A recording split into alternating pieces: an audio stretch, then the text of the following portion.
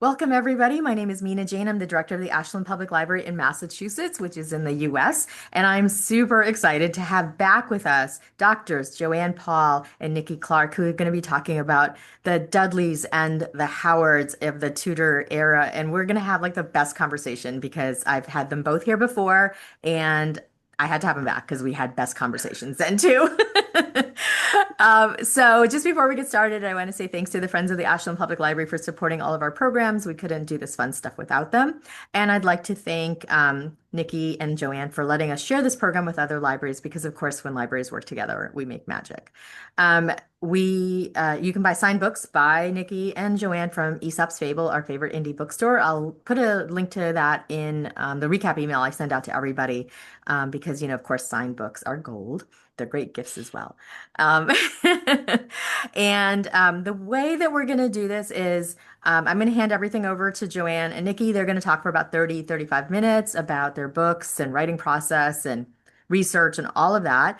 And then when they're done their part of the talk, I'm going to open it up to questions and I'll moderate the Q&A. So if you have questions, please put them in the Q&A, which is the button at the bottom of your screen. If you have just things you want to chat about with each other, you can use the chat for that. And I'll be paying attention to it, but I don't generally take questions from it because it goes by very quickly usually. So Joanne Paul, Nikki Clark, historians in the UK. They are, to me, like they're like the ideal, like there are these women writers who got their PhD and they're going out and they're doing the thing that they love, which is writing about these time periods that we really, really want to know more about. So, welcome, Joanne, Nikki. Thank you so much for being here. And let's start with telling us more about yourselves and then getting right into that conversation.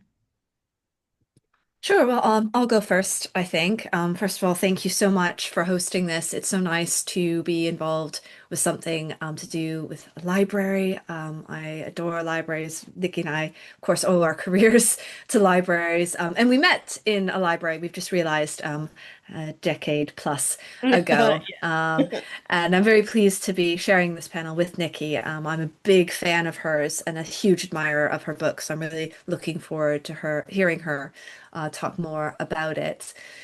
So I have written two what are known as trade books, so books for popular readership. Uh, Most recently was a biography of Thomas More, which you can also find from your local independent bookstores and libraries. But the one that I'll be speaking about today is called The House of Dudley. It came out a few years ago, but I'm very pleased to hear it's still very much in the conversation, and people are still interested in hearing about it.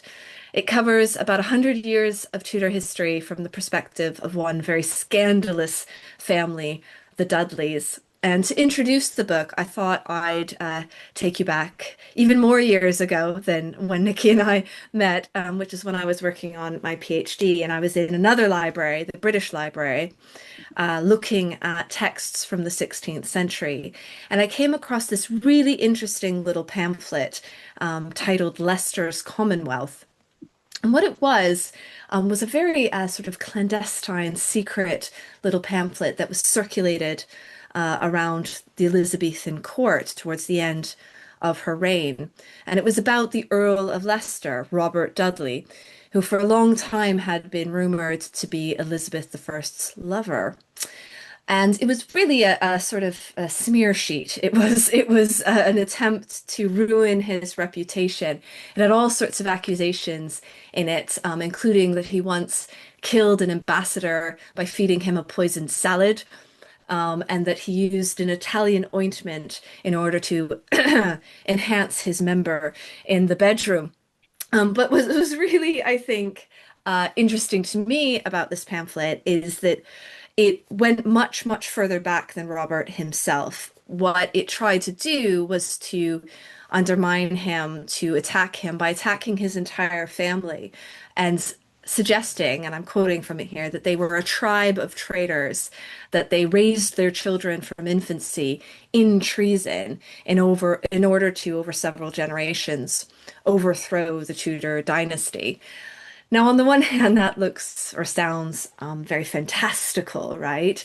This idea that, and I'll quote again, the race of Dudleys are the most cunning merchants to make their gain of all things, men and times. But when you look at the facts, in some sense, they were correct. Robert's brother had been executed as a traitor. Robert's father had been executed as a traitor. Robert's grandfather had been executed as a traitor. And so, to slightly misquote Oscar Wilde, to lose one may be regarded as a fortune. To lose several looks like carelessness, or perhaps even a conspiracy.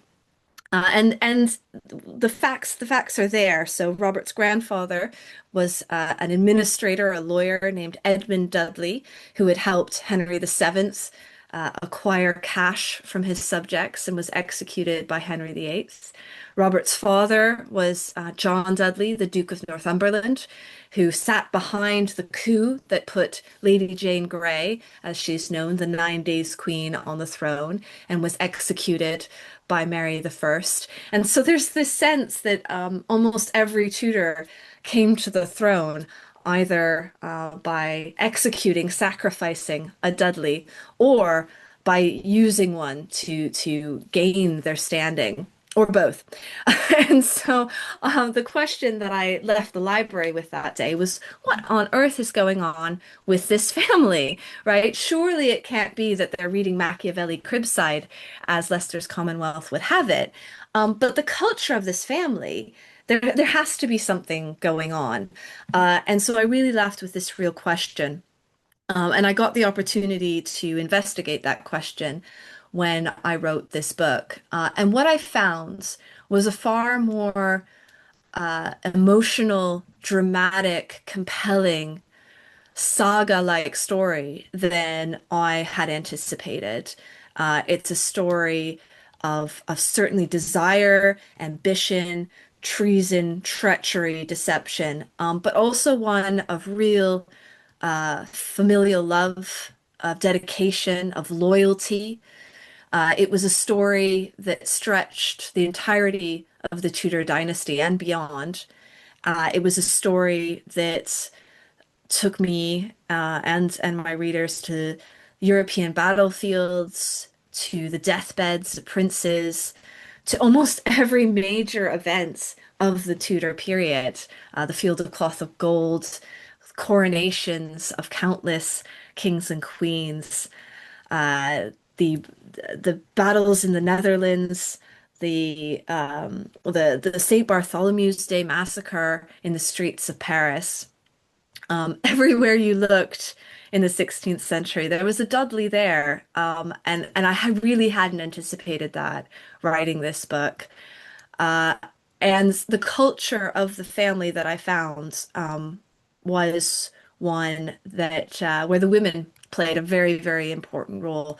The story of the Dudleys tends to be a story of three men, those three men I'd already mentioned, who all got their heads cut off. But the real story of the Dudley family is how they kept coming back.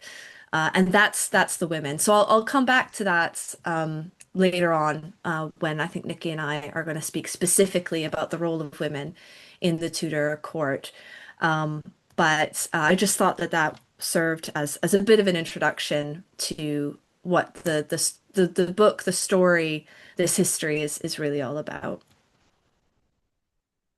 Cool. Well, hi everyone. How to follow that? Hi, so I'm Nikki. Um, and yeah, I'm really happy to be here. I love talking to all of you guys. I've been here before, come back to do it again. And yeah, Joe and I were just talking about how long we have known each other. I can't believe it's quite as long as we've just realized it was, but there we go. The history world is a small world. So in some ways, we've written these books kind of alongside one another, I suppose, which is nice. And I won it would be funny, wouldn't it? Like how many things have fed into each other's work in that way that we wouldn't have known about otherwise. And that is how history should work in a collaborative way. Um, so I am generally a historian of mostly women, I guess. So my first book was not a trade book. It was a kind of pure academic book, which mostly means it's not chronological and it's, much less exciting to read. But the research material was very exciting. So my first book was about the Howard women across the first half of the 16th century.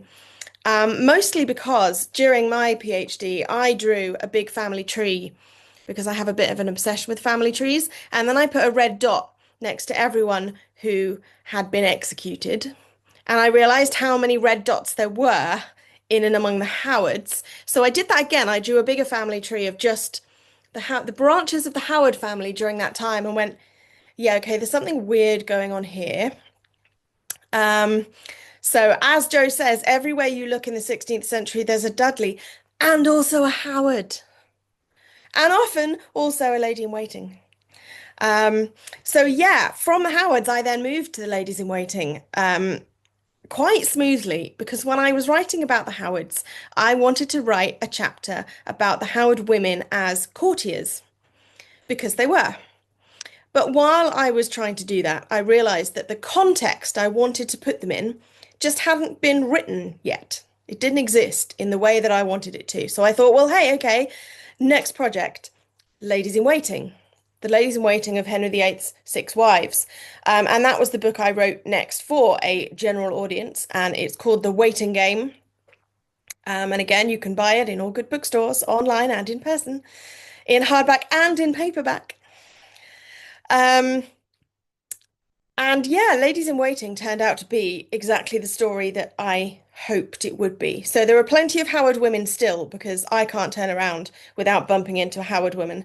They chase me, they will not let me go. That is how it goes. But yeah, nobody had written this book before, which I was surprised by because it seemed to me an obvious story to try to tell, not just the six wives, but their ladies in waiting.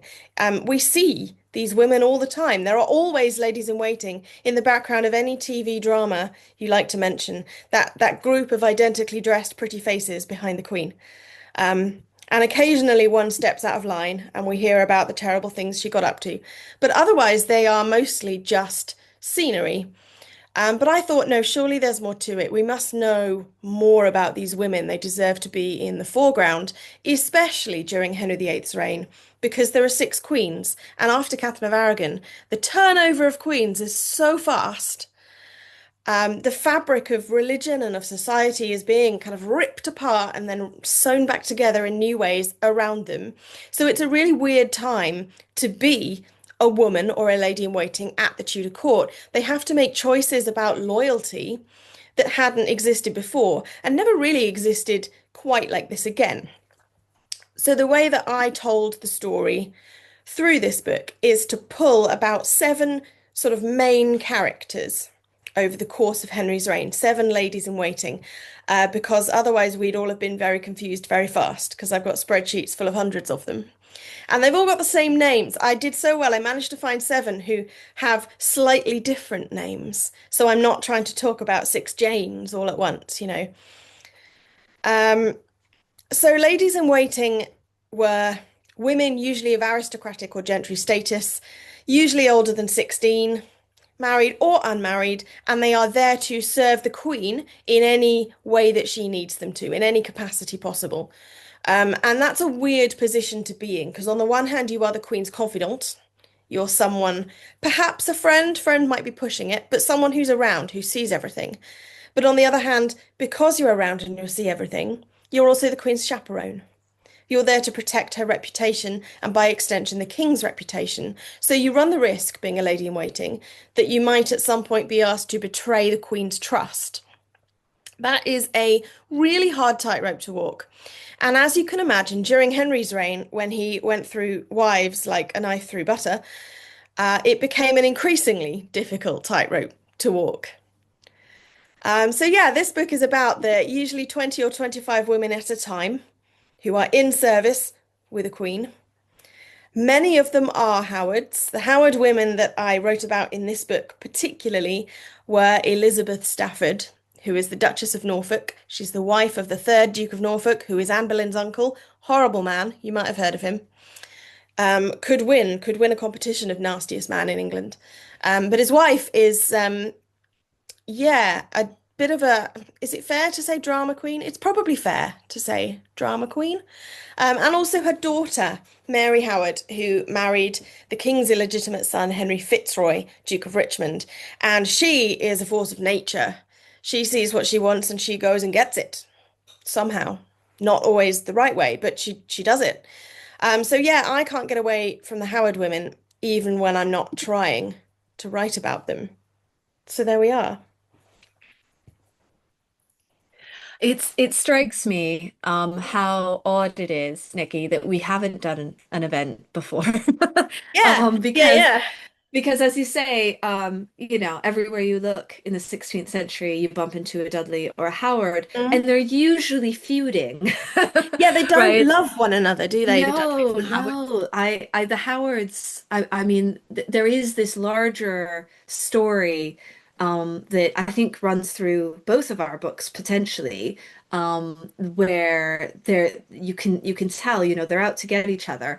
I think the Howards presents a bigger threat to the Dudleys than the Dudleys usually present to the Howards. I think the Dudleys are an annoyance to the Howards, but they get theirs every once in a while. Yes. So yeah, I think together, if you want a real introduction to the Tudor period that isn't a story about those wearing the crown, it's these two books really do that for you. And it is true, we were I mean, I can't remember the timings, whether we wrote these simultaneously or but there was certainly an overlap. And actually, a little behind the scenes, we're part of a writing group Yeah. together. So we share materials quite a lot. And one of the things that we spoke about a lot was the craft of Yes. writing narrative history, because I think it is a craft. I think it's a craft that's often overlooked. People talk about creative writing, they're usually talking about fiction. But this is creative writing as well, of a different sort. And Easier I and harder at the same time. exactly, I mean, I the I idea of find writing it. fiction terrifies me because I have to make choices. You have to make it up. Oh What? God, I have to decide what happens, who lives, who Yeah. dies. It's too much. But one of the challenges is that you can't make things up. Right, exactly. Exactly. It might not be a very good narrative arc. It might be messy and it doesn't quite fit into a neat Yeah, narrative structure, but tough because that yeah, is in fact what happened. So I suppose our skill is trying to combine those two things in a way that doesn't completely lose a reader. yeah, precisely. And one of the things that I found a challenge as well, though I think one that appeals to my mind, is I always talk about if you're going to write narrative history, you have to sort of furnish a scene, right? You want someone to feel like Mhm. they are entering that space, they are entering that time, which means you need to know about the furniture. Quite Um, literally. quite What are the literally. cushions made of? When you're Exactly. writing, I tell you what, we're supposed to be experts. That when you're writing this kind of stuff, the more you write or the more you try to write, the more you realize you don't know. You have no idea. I remember having to look at how much how fast a horse can trot. Yeah. These sorts of questions. Did One Catherine of of Aragon the shave her legs? Was my favorite. that's a good one. Turns out possibly yes. Yeah. It's amazing the detail that you have to go into, and so all of a sudden you become an expert in Tudor Turkish carpets, for Mhm. instance. For the sake of a sentence, yeah. For this, and then it gets cut, and you've spent days. But we are very lucky in many ways, because, well, lucky and unlucky, because we study traitorous families. Mm. And for me, at least, that meant, yes, a lot got destroyed, but also a lot got inventoried. Yes. And so I was very lucky that there were a number of inventories that I was able to pull from. That's the And same for the so, Howards, actually. The more you yeah. put on for treason, the more someone's going to try and take your stuff and then Mhm. write a nice, neat list of everything you own, which is They very right, well, yeah, historian. and they tend to go room by room. Yeah. And so you're able to actually describe walking through this house, exactly what it looked like, Mhm. what was on the windows, what was on the floor, what cupboards were there, what plate, what have you, what clothing. They often Yes. did the clothes. Like it's spectacular. And so if you know how to find and use the right resources, it's there. And the other thing that we talked a lot about was screenwriting. Mm. And this is a tip I picked up from Dan Jones, stood outside the Tower of London about 5 a.m. several years ago. And that really helped me, at least, in terms of thinking about structure. Um, Also working in scenes. The House of Dudley I do works in that as well. scenes. Yeah. Which scene Yeah, is going to go in this chapter? yeah. And the idea of sort of getting in late, coming out early, coming in the action of the scene. Mhm. Again, you Um, see, you like to read this stuff and to know what the techniques actually are. I've got usually zero idea. I don't read books about screenwriting. I kind of write on vibes, but it's funny mhm. how much you pick up Yeah, from fiction or yes, watching TV or whatever else. So a yeah, lot of the techniques that you describe, I'm going, oh, I yeah, do that, but I wasn't aware I was doing that. yeah. Did you have a fiction book that you were sort of reading around the same time, or that was in your mind as helpful as not a template or anything, Mm. but as something that you could steal sort of a sense of a vibe from. Actually, not really. I was Mm, too scared of morphing yes. into someone else's writing voice because I hadn't Yeah. written for a general audience like this before. I was trying to figure out how I wanted to sound, how I was going to sound. And I was scared the whole way through that if I was reading other people's work, I was going to end up sounding accidentally like somebody else, and it would Hmm. be that much harder to figure out what my own Yeah. voice was. So at least for that book, read I didn't read anything for kind of pure enjoyment or like a book cover Mm, to cover hmm. throughout the whole thing. Did you? I had a few that were helping me with a sense of what I was trying, the tone of what I was trying to do. So Pillars of the Earth Hmm. was one of them. The sense of something intergenerational. Yes, And Saga. encountering a character who as an adult would be sort of important down the line as a child, and getting even their childlike perspective Mm. until you meet them later as an adult. That was something that really helped me, and that sense of scale, Hmm. and a smaller story happening within a slightly bigger Yeah, one. yeah. um, I wouldn't endorse everything about that book. Some of the descriptions of women are a bit, but that Yeah. something like that was, and so I read more fiction than nonfiction in terms of trying to figure out what I was trying to do. But I couldn't agree more about voice and how important it is to find your own voice Mm. as a writer. I think, again, speaking about that idea of this as creative writing, I think too seldom do we think of ourselves as artists? And Yeah, well, I there's get on a this soapbox about kind this of, sometimes. there's almost this, I mean, it's not really an imaginary divide. It is a divide between fiction and non-fiction writers, but some of it is unnecessary, Agreed. if not imagined. Like, we are all trying to write. Yes, we're doing it in different ways with different resources. Hmm. But I think there's not as much difference between what we do as we and other people think that there is. Hmm. Yeah. And I think sometimes there's this real imposter complex that comes with saying that I'm an artist, that, I'm a creative, that gets talked out of us. And I think, I mean, we're all artists in various ways, and we are producing something that I think arguably could be described as art, as creative. And so Mm. um, I feel passionately about that. And I mean, to segue into our last topic that we wanted to make sure that we talked about, I think sometimes you have to get even more creative when it comes to dealing with the Oh women in yeah. our story, because there aren't the sources. I mean, Yep. you were dealing exclusively with women, Yeah. really. So before I say anything, I want to hear about how you dealt with that. Yeah, writing about women has always been my thing. It was the thing I always knew I wanted to do, and I knew that I would struggle to do it. So I was brought up as a historian, as a more of a medievalist really than an early modernist. I've always kind of crossed that cusp, um, which in some ways is helpful because generally speaking, there are fewer sources for the medieval period than there are as you get into the 16th century and the early modern period.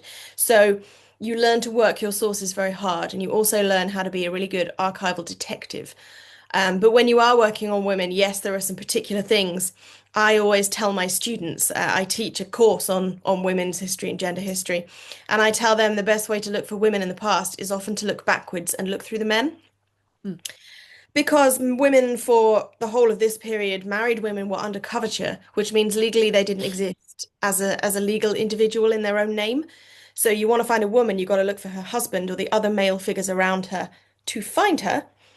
And you're also dealing with hundreds of years worth of misogyny as well, because so many of our documents were usefully catalogued, calendared, printed, etc., by a whole bunch of Victorian historians. And I mean, yay, I'm really glad they did. However, I wish they'd been a little bit more interested in women's history and in women's stories when they did it, because they are men mostly who are doing it. And when they compile an index, they sometimes leave women out because meh. Or mm, they'll sometimes summarize a letter by a woman in a couple of lines, and then you go and yeah. look for the original, and it's 2 pages long, and you think, my God. So you're kind of fighting against that the whole way, which does make finding them initially more difficult. And then you're reading your sources between the lines an awful lot to really pull out what is going on here. What is the woman's role here? It is something you get used to. Like I found when I was trying to put together a proposal for a book that included men as well, I did have a moment of going, I don't know how to do this. I don't know how to research and write about men. And that should be the easy bit, but I'm now drowning in material and I do not know how I'm Yeah. going to do that. Yeah. That is the challenge. I had that very much with Robert Dudley. There's just you could Mm. write volumes about him, and I don't plan to, but sometimes it is very difficult. Yeah, I think that that's absolutely right. Of course it is. I mean, as you say, you've been doing specific work on women for a very long time now. I mean, for me, I came from what's known as intellectual history, the history of ideas, which tends to be many men, men, men. Well, and it's quite But abstract as well. I it is, admiration for those whose brains work on that kind of abstract level. I get very woolly. The minute you take me away from an archive and the historical details of who, yeah, what, etc., I'm like, yeah, now I'm gone. Sorry, carry on. yeah, yeah. Yeah. So for me, I had to approach this really for the first time, trying to find the women in this story. And certainly I knew who they were, Mm. but the sources weren't there from them, from their perspectives. For me, it was a lot about looking at their actions. Hmm. So one of the things, as I alluded to earlier, about the Dudley family was, as you'll have gathered, the men kept messing it up. I'll use that word. Um, they kept losing their heads in more ways than one. Ah, the And it was Howards are the always the opposite. women. It's the It was women. always, The women are the yeah, ones causing the trouble in the Howard family, yeah. nearly always, actually. Yeah, it's the women's were the women were the fixers for the Dudleys, and it's really astounding, because they kept bouncing back, and it was always the women who did it. And one figure, I'll just mention one because I realize we need to move to the Q&A soon. But one who I thought was absolutely fascinating and we know almost nothing about is a woman named Elizabeth Grey, who became Elizabeth Dudley. She married Edmund Dudley, the first of those three that I mentioned earlier. And she was an heiress. She was set to inherit the Viscountcy Lisle, which the Dudley, which became the Sidney family, they still have in their family now. And she marries this kind of lowly lawyer, but he's important to the king, and so it's a kind of a step down to her. She was related to Elizabeth Woodville as well, who had been Queen of England, so she's up there. Uh, and when he gets his head cut off, to put it succinctly, we lose her a bit. She sort of appears in the archives here and there as a widow, but then all of a sudden, very soon after, she reemerges and she's married the uncle to the king. Illegitimate, but still the uncle to the king, to King Henry VIII. and a sort of mentor to him. He looked after him for a while. And that jump is spectacular. And that's what really secures the next generation of Dudleys to rise again. And I mean, we know nothing about how that happened, Mm. her And own is she agency thinking in about that. that? Is she Well, thinking dynastically, or is she thinking about the sheer survival of herself and her immediate children, you know? well, exactly, exactly. It's such a fascinating thing, but all we have is the action Hmm. itself. But I think you can read something into that about survival, right? Yeah, but also About sometimes into opportunity. a lack of action. Hmm. Um, if something is supposed to happen, supposed to happen, supposed to happen, doesn't happen, and the only Yeah, reason is because a woman refused. I have a lovely yeah. example of that from Mary Howard, who is the daughter of the Duke and Duchess of Norfolk. She's Anne Boleyn's cousin. Um, and her husband, the king's illegitimate son, Henry Fitzroy, dies very unexpectedly in 1536. It's a really bad year for Henry VIII, 1536. He loses his son, and Mary is left a widow.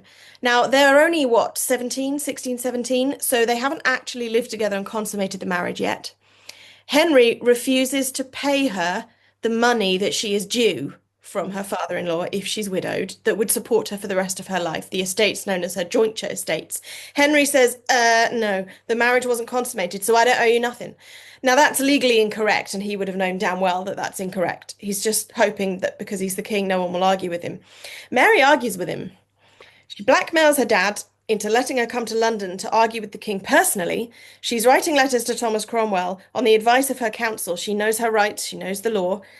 Eventually, the men around her concoct a plan that they will marry her to Thomas Seymour. And then, if she's married off to him, then the question of her previous jointure could just quietly be shelved. Nobody needs to worry about it anymore. It's all good. Everyone is in agreement. It's all arranged. The king agrees. Cromwell agrees. Thomas Seymour agrees, because obviously the Seymours are like, yes, another step up. Howards are great. Her dad agrees. Mary goes up to London, and nothing happens. And then Mm. Mary comes home really quite swiftly. And the only thing that could have got in the way is she turned up and went, actually, I don't think so. At the Mm. age of 17, defying all the men in her life. And that's really the only thing that could have put a spanner in the works. And she never does marry again. Mm. Can't blame her, really. And I think she dodged a bullet with Thomas Seymour. Yeah. But, Yeah. you He's know, also on the list of the worst men oh man, of yeah. that period. Yeah. All right. I think we've said a lot of things. I would love to hear what other people have to ask us and say. I'll have more questions for Nikki too if there's an opportunity, but Oh, there will not be. We have plenty of questions already. Thank you so much. Oh, I feel like I have this wonderful overview of your books and writing and research and some of the challenges, as you said before we started, about how finding information about these women who are so important to the history but are not written about or not was the history wasn't kept for whatever reason. So I'm going to start with this question that I think is from James about just what is exactly is lady in waiting. Like, let's go into definition a little bit. Are they servants of the king and queen? What are their duties? Are they always young women? Were they women of status before they became ladies? And I would like to know, how did they participate in the intrigues of the Howards and the Dudleys? Like, what impact did they have? So, Nikki, I'm going to start with you on that since it's your book, but then we'll go into asking the same questions or similar for Joanne. Sure. Yeah, so ladies in waiting serve the queen. Now, in theory, they only serve the queen. In practice, every servant who enters the royal household takes an oath of service, which is essentially an oath of loyalty to the employer and, agreeing to obey the rules, etc. Ladies in waiting take that oath to the queen and to the king. And normally that's just how it is, no problems, etc. It becomes a problem if the king's interests and the queen's interests diverge, which we see during the Tudor period. And then again, in theory, the oath to the king trumps the one you've taken to the queen. So your ultimate loyalty as a lady in waiting, if tested that far, should be to the king rather than the queen. However, not everybody involved sees it that way, as you can imagine. Um, so a lady in waiting, they could really be any age older than 16. There are usually a few, say three or four, sort of great ladies, highest status ladies. There's a whole bunch of them in the middle who might be called ladies or ladies and gentlewomen. And you've got a few chamberers who are slightly lower status, perhaps gentry status, who tend to do the menial work, looking after clothes and jewels, cleaning the chambers, things like that.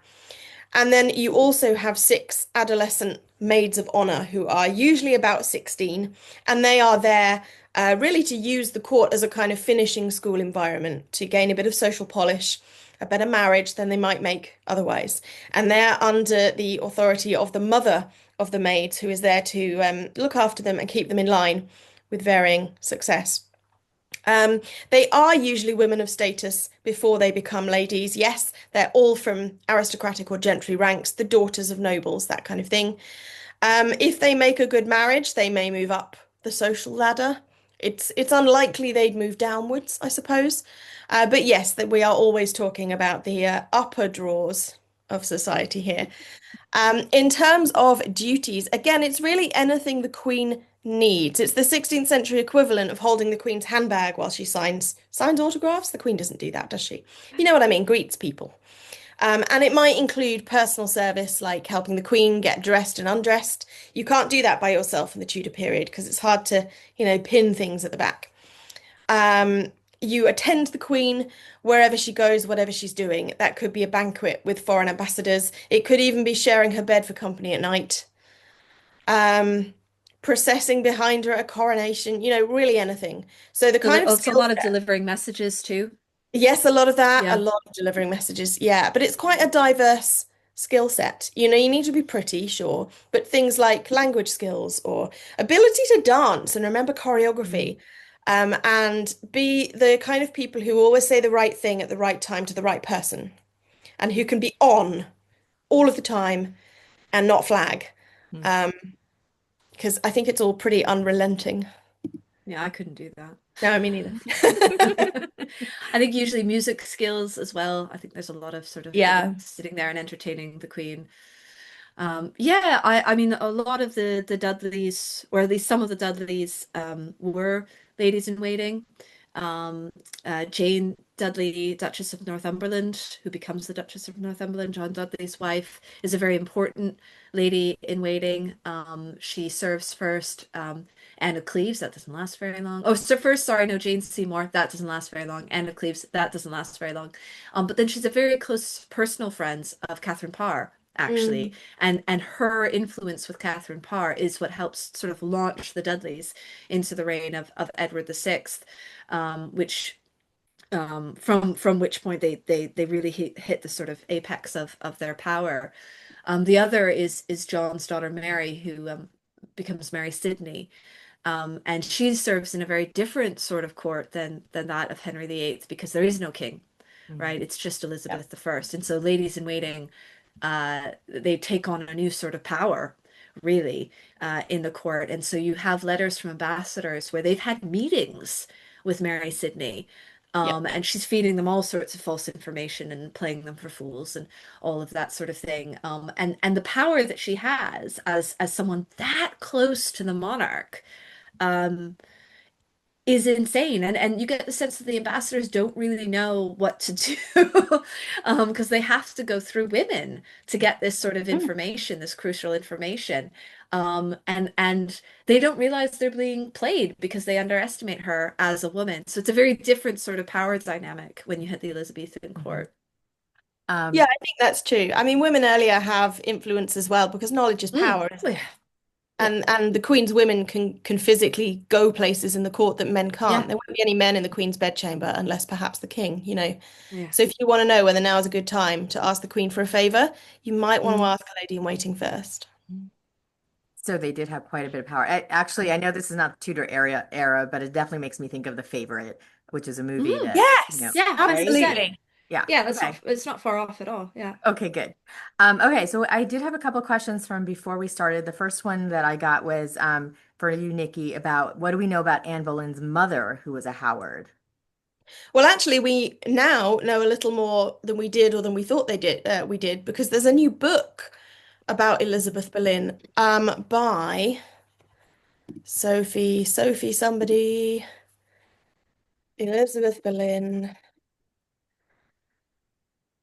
Sophie Backus Waterman. There we go. And it's called Elizabeth Boleyn, The Life of the Queen's Mother. So shout out to that. So yeah, we do know. I mean, we know that she was a lady in waiting before either of her daughters were. She must have seen a lot of things. She was around for quite a lot of the early Tudor period. But yeah, there's a whole new wealth of information out there. I mean, you want to talk about the Victorians. I think the Victorians are responsible for making this worse than it was. But there was that I think late 16th century sort of accounts of Anne Boleyn that suggested that Henry VIII had Oh had an yes. affair with Elizabeth Howard Boleyn. And then I think it's the Victorians who then spin that into the suggestion that Anne Boleyn was Henry VIII's daughter. I think that's the Victorians' fault, and That's a there wild are, one. yeah. So there's all sorts of things like that that just and so that it was incestuous on a whole other level. Unfortunately, the Um, wackier a rumor is about the Tudor period, the less likely it is oh, to be true on yeah. balance. Guess they had fake news even back then. Oh yeah. Okay, so this question that we got also early, it's about Robert Dudley's relationship with the Earl of Essex. What was their relationship like? Were they close? Do you think that if Leicester had lived longer, he might have been able to keep his stepson under control? Um, I know, Joanne, you had started talking about Leicester earlier. I don't know if you want, Mm. if you have a comment on this, or if Nikki, you want to Oh, jump in. sure. Yeah. Yeah, absolutely. I mean, so Robert Devereux, who is Robert Dudley's stepson, he was also, I mean, he was a part of his life even before he married Devereux's mother. He was his godfather as well, and there were rumors that he'd had an affair with his mother much earlier as well. So he was definitely a presence in his life from a very young age. Um, Robert Devereux, of course, sort of carries on the Dudley tradition of getting his head cut off by Elizabeth after Robert Dudley's death. Robert was certainly promoting his stepson's career. Some of his last acts really were trying to set him up because he had no son of his own who lived. He was trying to set him up really as a sort of successor in the court. I don't think it's an interesting counterfactual whether if Robert Dudley had lived, Devereux would have lived. I think probably not, to be honest. I mean, Devereux was not clever in the way that Robert Dudley was. He didn't understand what it took to maintain the Queen's favor and affection, and he thought that he could he didn't know how to grovel. Let's put it that way. And so I don't know that he would have been able to keep him in line. But once again, I think when we think about this family generationally, as you've done, Heather, we gain this better understanding of this sense of a dynamic over time, and the sort of way in which others viewed them as this tradition of traders. And I think Devereux would have been seen as part of that tradition. And so already there would have been this sort of suspicion of him. But yeah, I don't think much would have kept him in line. I don't know that he realized how people saw him. Hmm. Yeah, he was very full of himself, Oddly, essentially. he's always reminded me really strongly of Henry Howard, Earl of Surrey, right at the Hmm. end Yeah, of Henry VIII's reign, who also just never really understood the deal. You know what I mean? He thought yeah. he could throw his weight around and he thought he could kick off and it would all be fine in the end. And of course, it was absolutely not fine in the end. He was executed as well. At least Surrey could write good poetry, though. Devereux was completely useless. They did fancy themselves as, I mean, they'd have been bright young things in another era, Mm, wouldn't they? yeah, Oxbridge yeah, aesthetes. yeah. So this is an interesting question. Was there ever any romantic attachment between any of the Dudleys and the Howards in sort of like a Romeo Juliet kind of way? Not I in don't Henry's reign, but there was later. know. Yeah, who are you thinking Douglas of? Howard and Robert Dudley. Ah, yes, of Uh, in the course. Elizabethan period. Yeah, yeah, yeah, of course. Yeah, I forget about her as a Howard, sort of She in is a that way. Howard. I know, but I I feel forget bad for about that. her.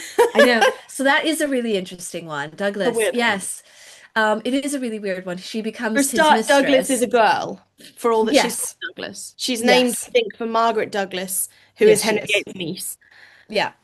Yeah. So yeah, so they always put two S's to make sure that she's I don't know, somehow that's more Because that feminine. helps. Yeah. Yes, of course. And so she becomes his mistress. Uh, and there's this really interesting, horrible but illuminating letter that we have from him to her, where she has, you can tell from the letter, she said, "Marry me. You Yeah, know, this is getting ridiculous." And it had he been a number of says, years. it had been a long time, yeah. And he'd been effectively single for a very long time. We could talk about his wife's mysterious death if we want. But she effectively must have said, "Marry me," because this is a very long letter about why he Yeah, won't. she's like, dude, this is a Yeah, situationship. Come yeah. on. And he essentially says that there's nothing he wants more than to marry and have a son, being now the last of his house, the House of Dudley. There had been no issue. And but except for the Queen's favor. And he knew if he married, Elizabeth would not take that very well. And as it turned out, when he eventually did, that was very, very true. And she does bear him a son, who acknowledges as his bastard, Yep. pays for his schooling, takes care of or whatever. She then, alongside the son, tries to assert after his death that it was a legitimate Yeah. She says after relationship, that they were Dudley's death, married. look, we did marry. We married secretly. That makes my son Mhm. legitimate. You owe me stuff. Yeah, his widow is not having any of that, No. and Well, they're would, related too, because everything's yes, incestuous in Tudor yeah, England. yeah, Um, I feel a bit bad for Douglas. I mean, today we would look at that and go, look, he was clear with her from the start that it was never going to be mm, anything more. So for her to yeah, turn around and ask for more means she just didn't understand the brief. Yeah, nowadays you could say that. But I feel like in the Tudor period, that's a really unusual situation. yeah, Long-term mistresses outside of yeah, marriage, if both parties are already married, yeah, sometimes yes, it happens. But if you're both single, it's very yeah. odd for that It is not odd, to end up as a marriage. So you can see, I can see where especially she's coming from, and I especially feel when there's a bad son. for her. Yes. Yes, She's like, especially. I gave you a kid. What more do you want? Well, yeah, I What mean, can and I do? for him to, well, and I think this is very illuminating because for him to have a son with her, because he could marry her even after the son was born and legitimate that, like it wouldn't be a problem. Mm. For him to still make the choice not to marry her, even though he It's desperately just wants that son, burn. it's to do with the Queen's favor, 100%.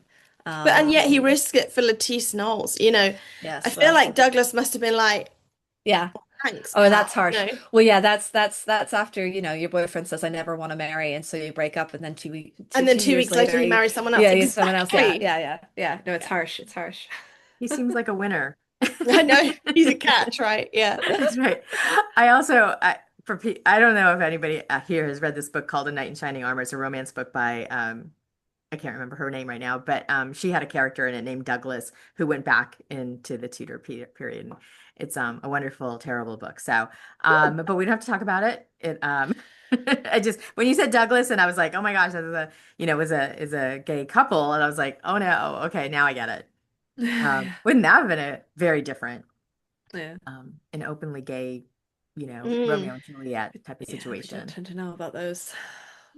So Maureen asks, would a queen ever have a say or influence of who a lady in waiting would marry? And I have a like sort of follow-up question about that is like, didn't the queen want to have some say in that so that they could build their dynasty? Honestly, it varies. Hmm. During Henry VIII's reign, often yes, but not it's not like a rule. Under Catherine of Aragon, it is normal in Spain for ladies in waiting to receive a set sum of dowry from the Queen when they marry, and it's a big incentive to go and be a lady in waiting is because you get this dowry. So Catherine of Aragon does finance some marriages of some of her Spanish women in England. So, and it's her name on some of the indentures for the finances that go with it. So definitely she is like fully invested and fully kind of clearly saying yes or no to the marriage here. Mhm. But I don't think that is a rule. I mean, not all queens had to approve every single marriage any of their ladies in waiting ever made. You know, it's usually up to the family rather than to the queen. I think it probably depends how close you are to the queen. Are you marrying another courtier? Those things are important. Again, though, the situation changes as you go later under Elizabeth. She's a control freak. She is a bit of a control freak. She doesn't Yeah. love her ladies in waiting marrying at all, Mm. really. Yeah, and she was I mean the real issues come about when they're marrying someone she likes um and when they are in some way related to her because you're not if you have any royal blood you're not meant to marry without the monarch's Yeah. permission anyway um but even their relationship to her from the non-royal side, the Boleyn Howard side, she still deems that to be something that she has a say over. And so that's when we've already mentioned Robert Dudley's second wife, Lettice Knowles, when she marries Robert Dudley, who is her favorite, and she is also a cousin to the Queen. That is Yeah. pretty explosive. Yeah, That goes Lettice very, Knowles very is Mary badly. Boleyn's granddaughter.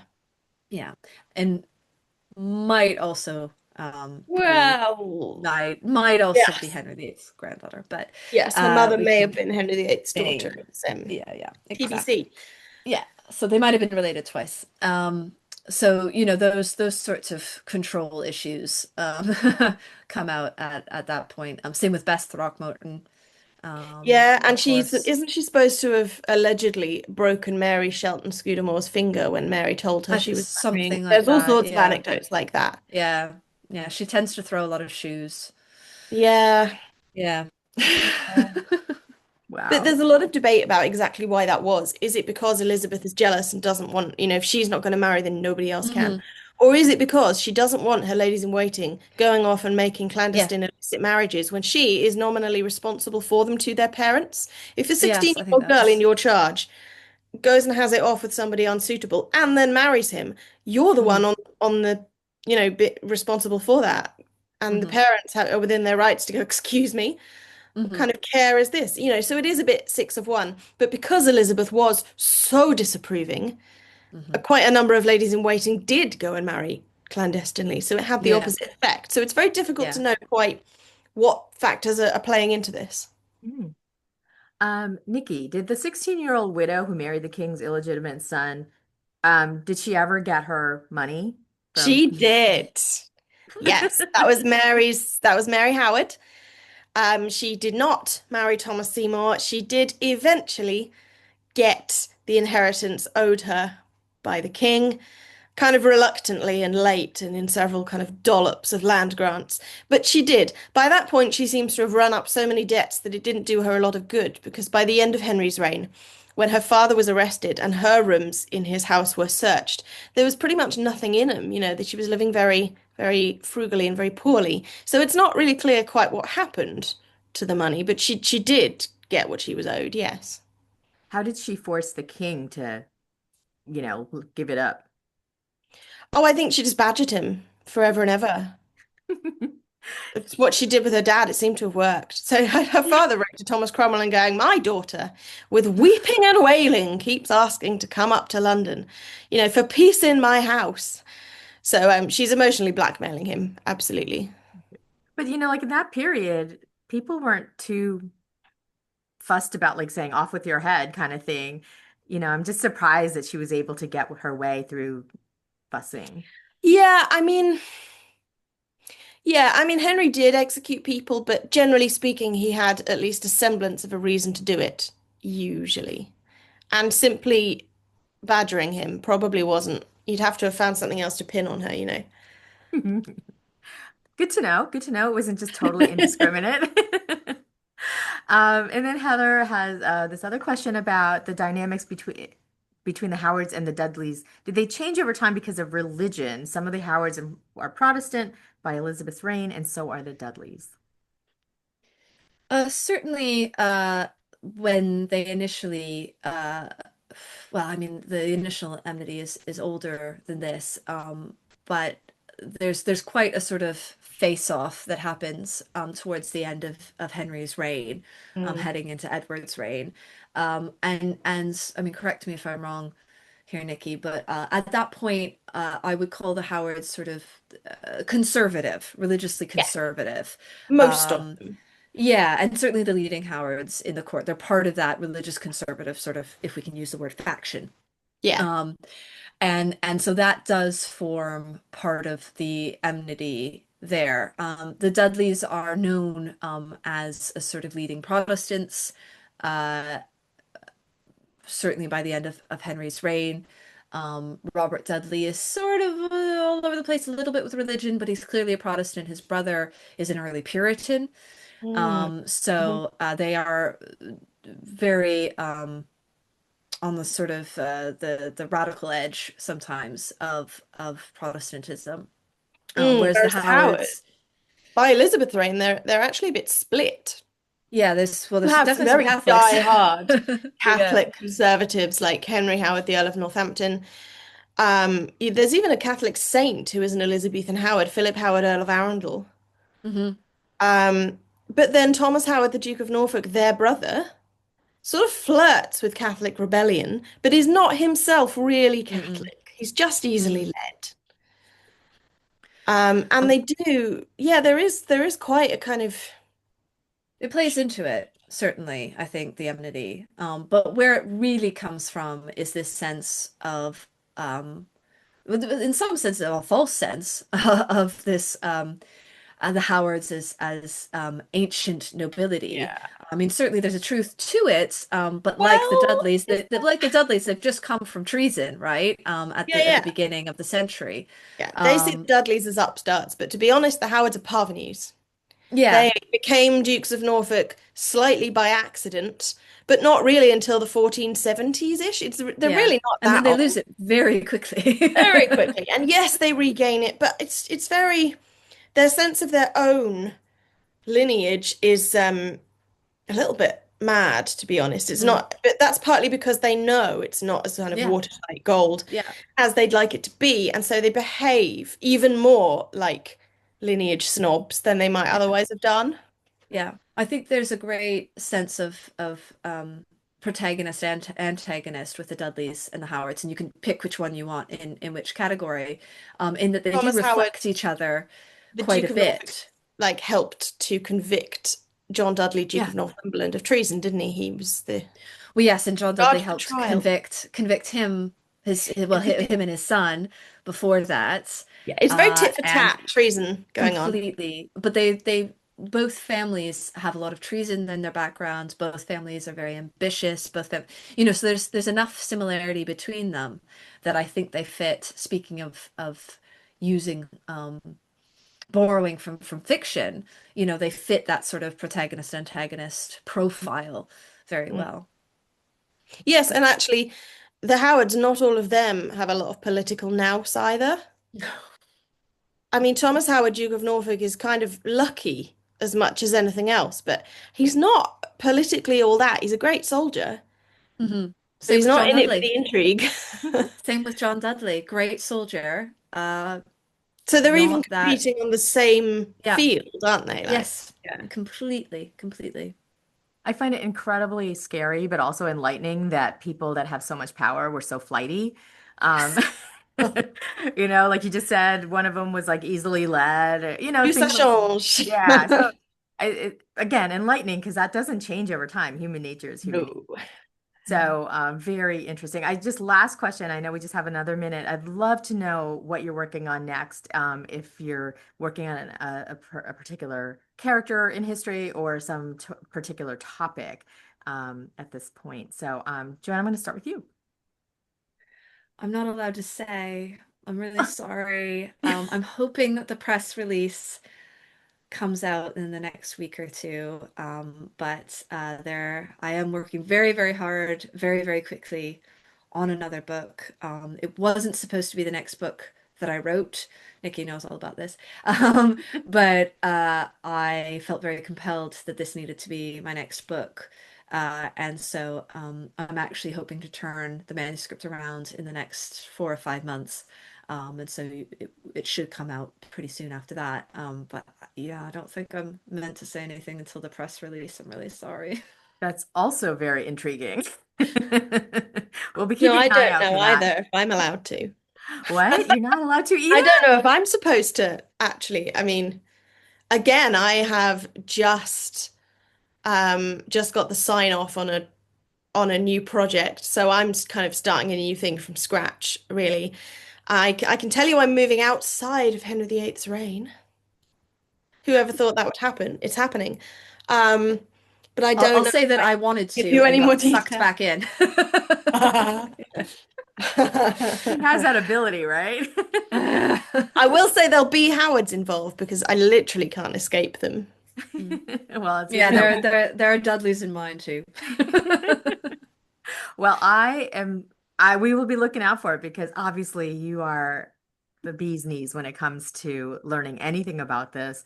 And I so appreciate you spending your hour with us and teaching us all about these people and these intrigues, like I said, it's just incredibly fascinating. So thank you very, very much. And I appreciate everybody's questions and thoughts and feedback. And I will be looking out for those books. So Thank happy you. reading, everybody. Thank you so Thank you. Thank much. you for having us. Absolutely. I would have you back like every month if I could. So maybe we'll talk. We'll see Um, you in a month. Sure. okay. All right. Yeah. You heard it here, everybody. All right, everybody. Have a great day. Thank you.